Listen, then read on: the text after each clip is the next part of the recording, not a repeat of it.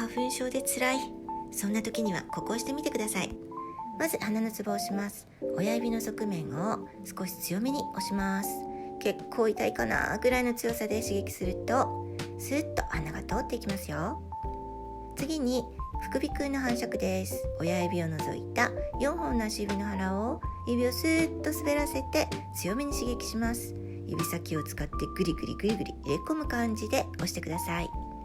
鼻のムズムズ楽になったかな？やってみてね。